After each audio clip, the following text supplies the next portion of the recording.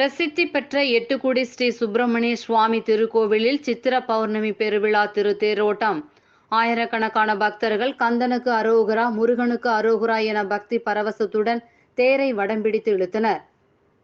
நாகை மாவட்டம் திருக்குவளையை அடுத்த எட்டுக்குடியில் முருகனின் ஆதிபடை வீடு என அழைக்கப்படும் பிரசித்தி பெற்ற ஸ்ரீ சுப்பிரமணிய சுவாமி திருக்கோவில் அமைந்துள்ளது.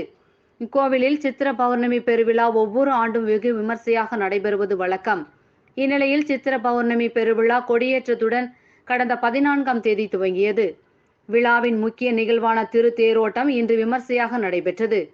முன்னதாக சிறப்பு மலர் அலங்காரத்தில் முருகபெருமான் வள்ளி தெய்வானையுடன் திருத்தேரில் எழுந்தருளினார். தொடர்ந்து சிறப்பு மகா தீபாராதனை காட்டப்பட்டது. அதனைத் தொடர்ந்து நாகை மாவட்ட இந்து அறநிலைத்துறை துணை ஆணையர் ராணி திருத்தேரை வடம் பிடித்து இழுத்து துவக்கி வைத்தார்.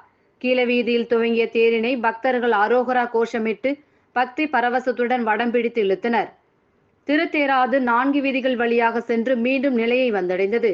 முக்கிய விழாவான சித்திர பௌர்ணமியான நாளை பல்வேறு மாவட்டங்களிலிருந்து லட்சக்கணக்கான பக்தர்கள் ரத காவடி, பால் காவடி எடுத்து வந்து நேர்த்தி கடன்களை நிறைவேற்றுவர்.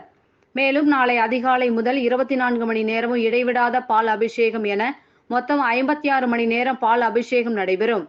விழாவையொட்டி தீயணைப்பு துறையினர் மற்றும் போலீசார் பாதுகாப்பு பணியில் ஈடுபட்டுள்ளனர்.